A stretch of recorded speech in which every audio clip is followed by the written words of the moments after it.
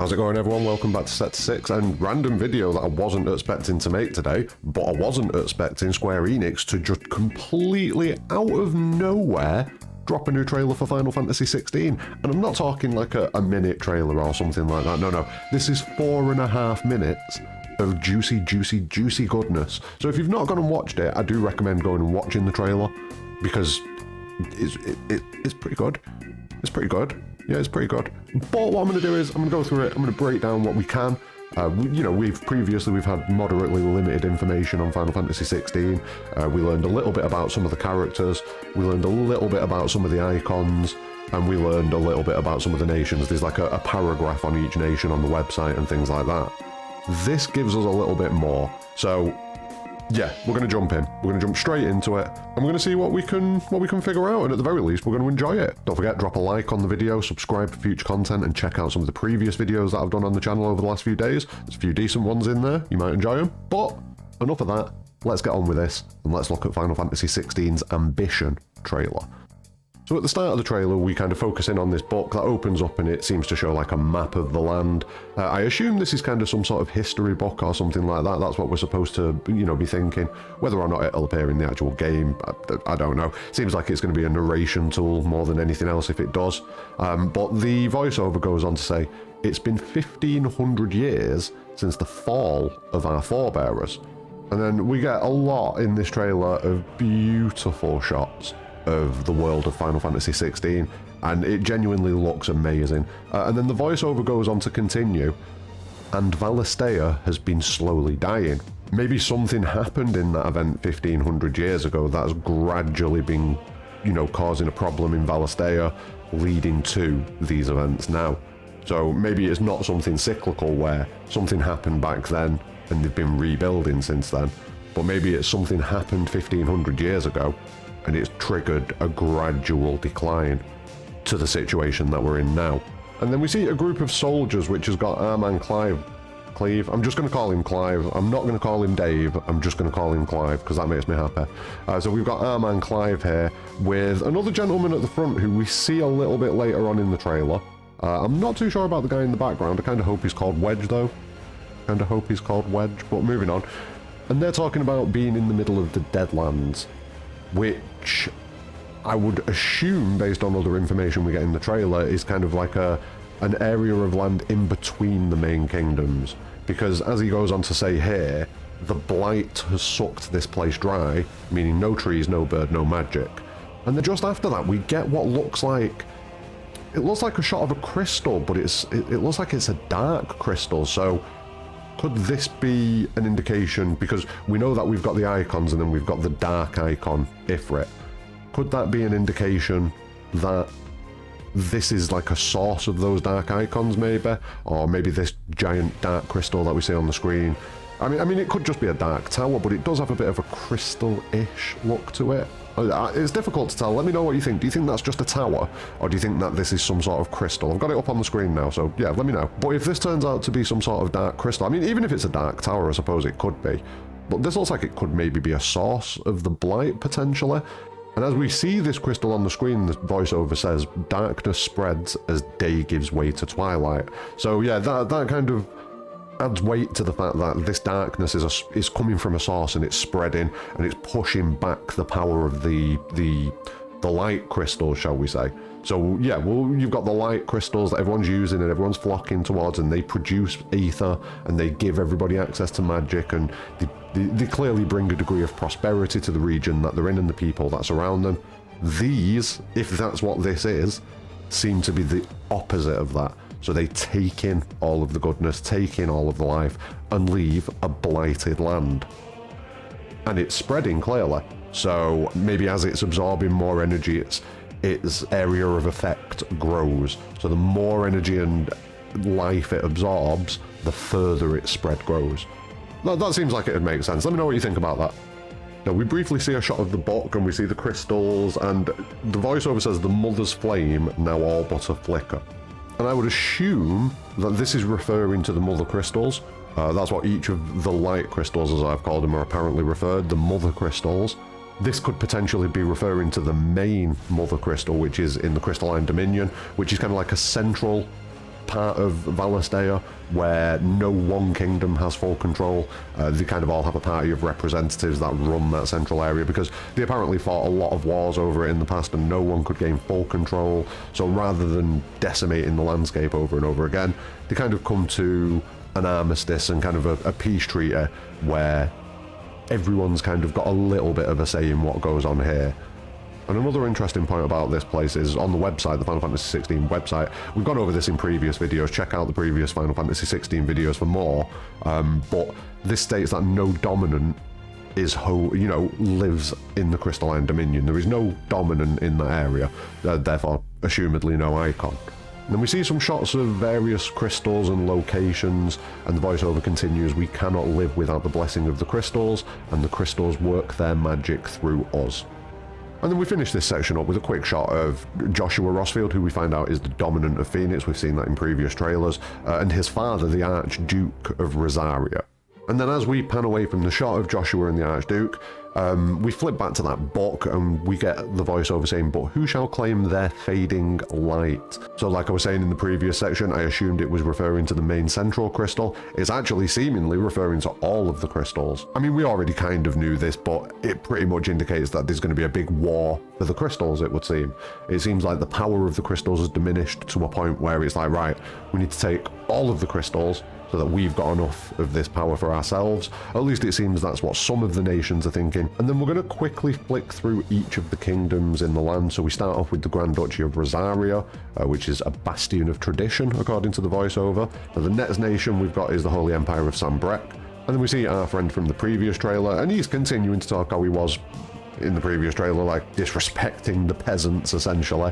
And in this instance, he's talking about the Imperial banner shall fly over every city in the storm. And if we hop back to our friend the Final Fantasy XVI website, we find a little bit of information that kind of indicates what Storm is. So Storm seems to be the western half of Valistea's twin realms. So Valistea seems like it's kind of split in the middle. It's one continent, but it seems to have a massive water that goes through the middle of it. And that's only really kind of bridged by the area where the Crystalline Dominion is. The western side of that is Storm.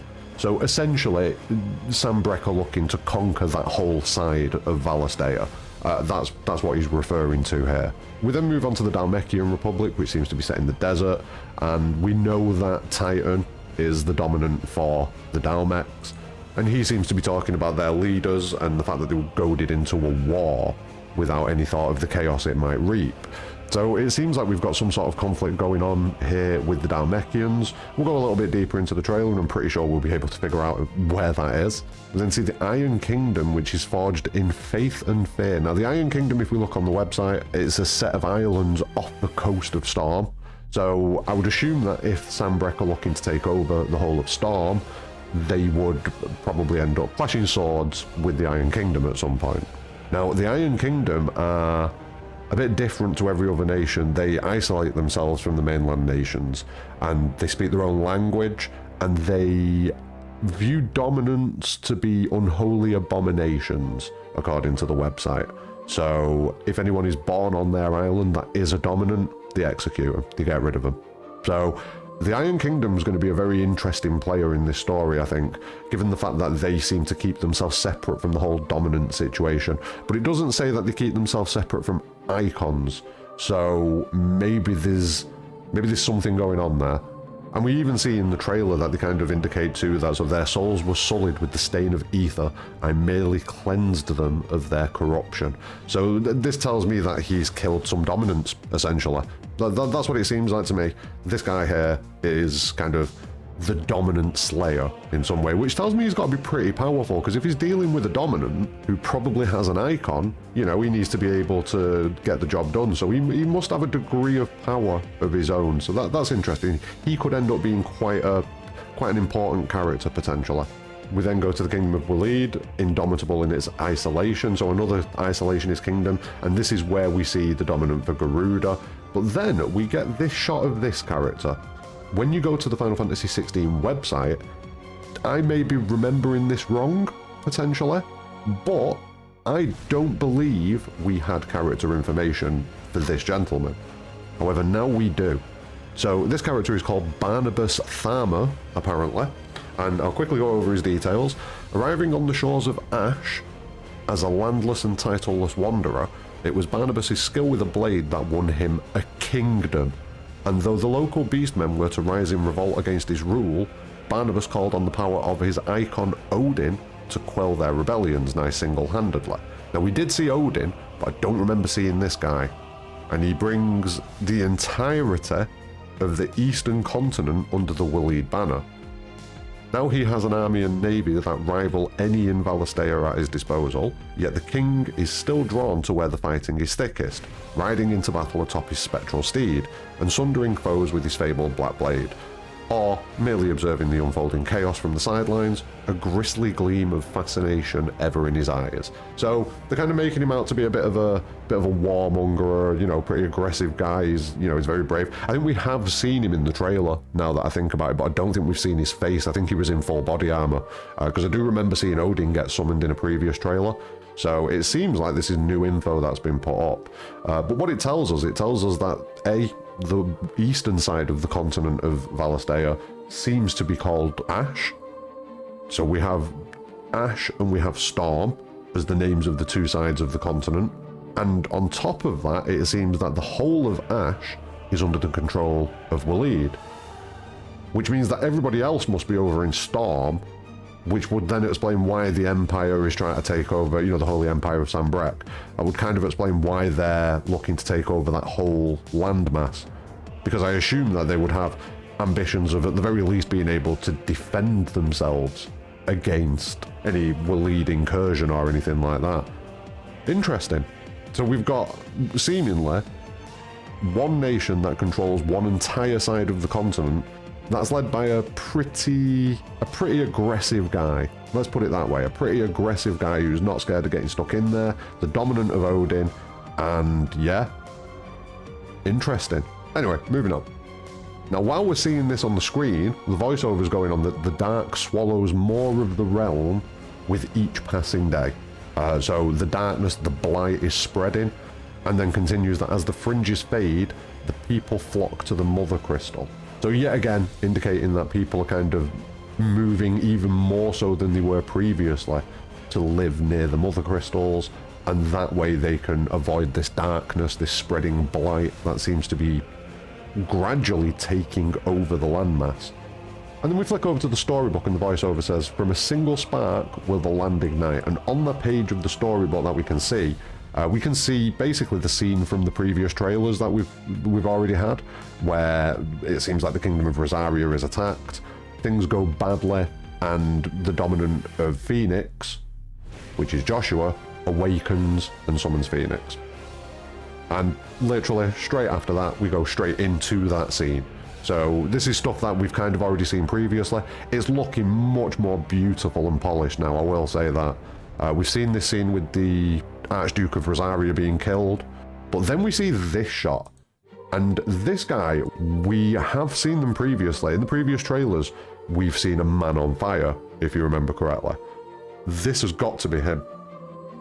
This is essentially the bits of that scene that we didn't get, or some bits of that scene that we didn't get. So previously we saw the man on fire, then we saw the man on fire a bit more, and then the man on fire exploded in flames, and then we saw Joshua summon Phoenix.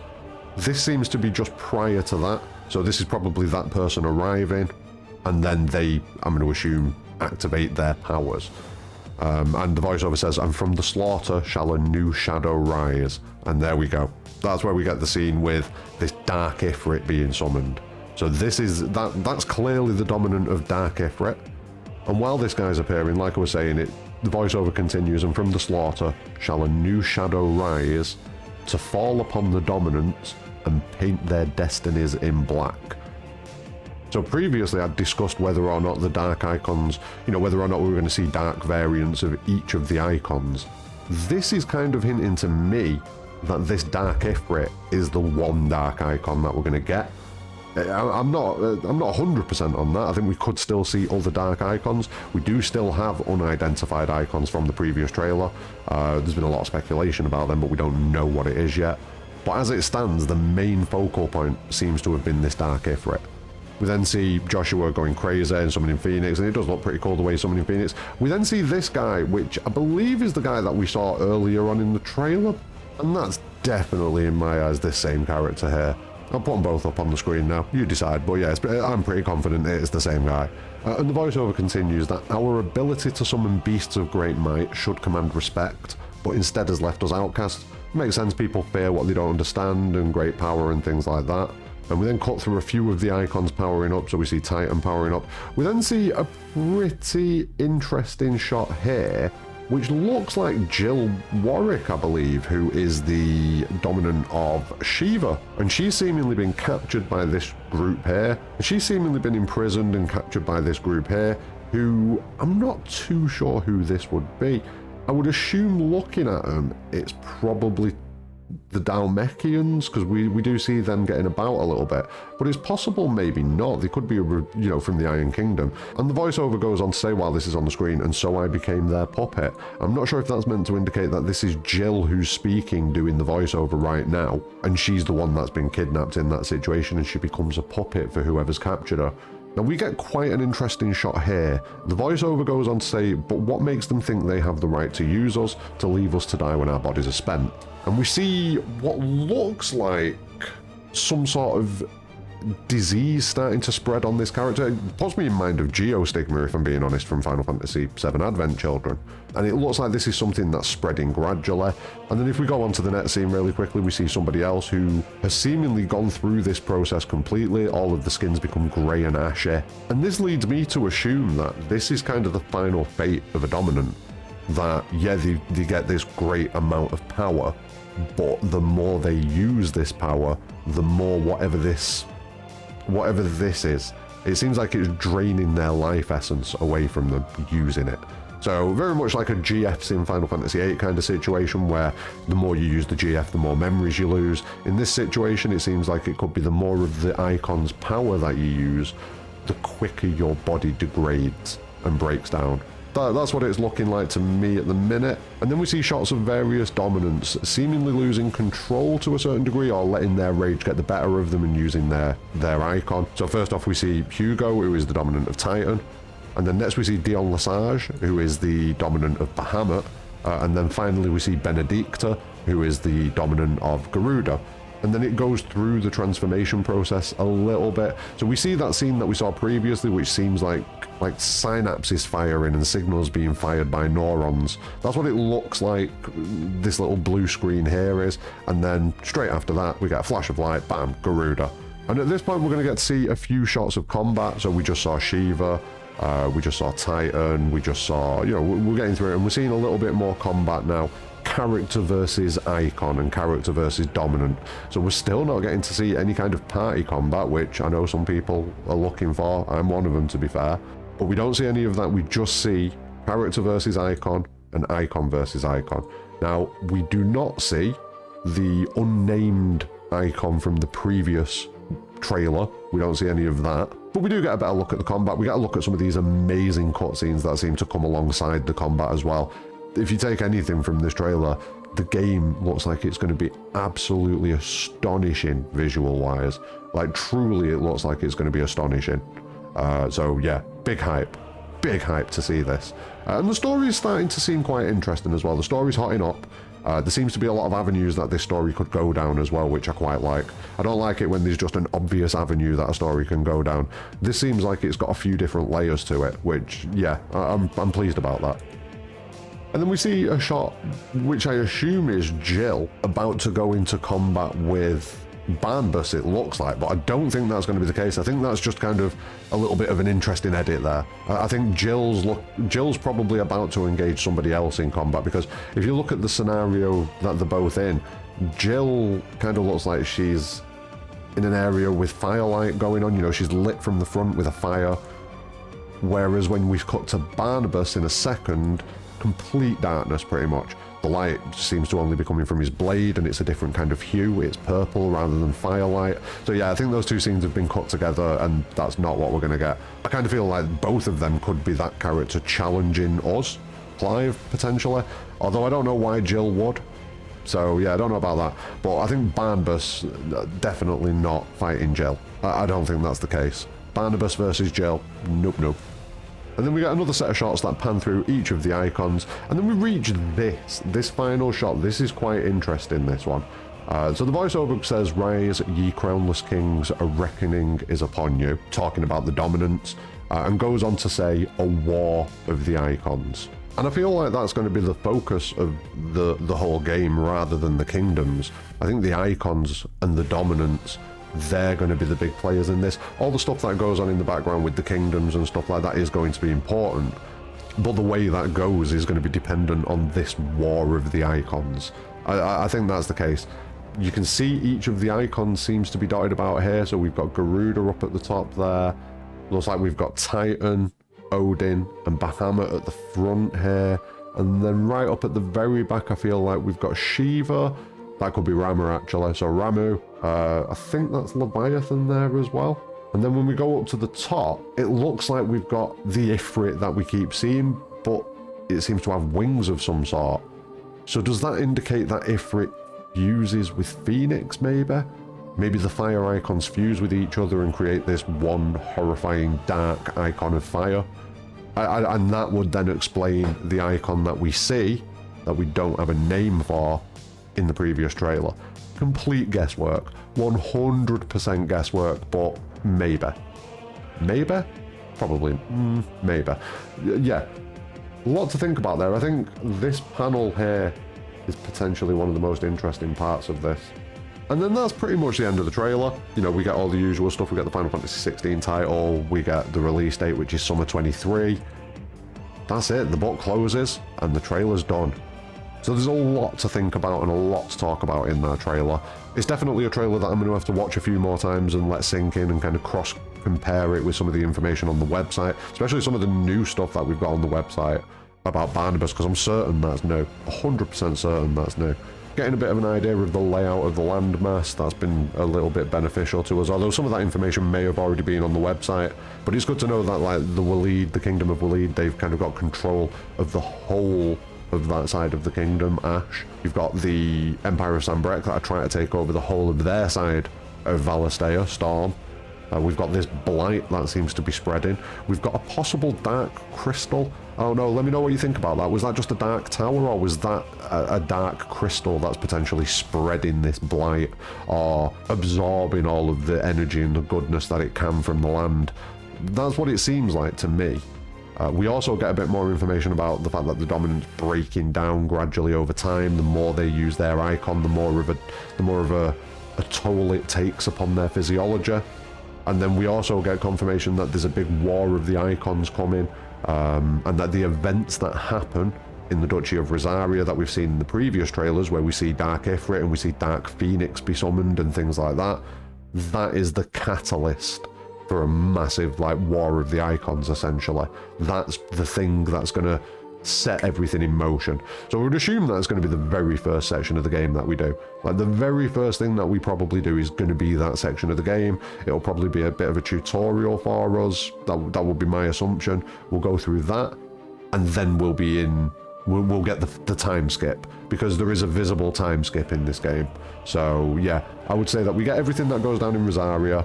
We kind of get the basic lay of the land, we learn some stuff. I don't think it'll be a quick thing, I think it'll be a multiple hours section of the game, but eventually that'll wrap up and then we'll get properly into it after the time skip. Very interesting stuff. I'm intrigued to know how the Iron Kingdom are going to involve themselves in this. I'm very intrigued to know how the Iron Kingdom are going to become involved in this.